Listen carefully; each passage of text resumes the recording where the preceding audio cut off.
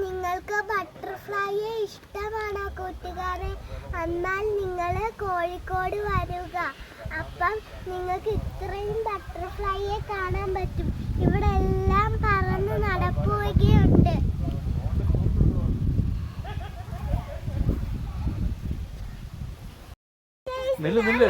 പറഞ്ഞില്ലാന്നല്ല butterfly ഒക്കെ ഇവിടെ പറന്ന് നടക്കുന്നത്.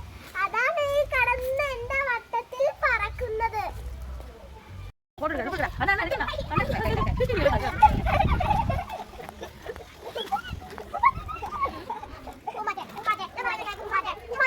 നീ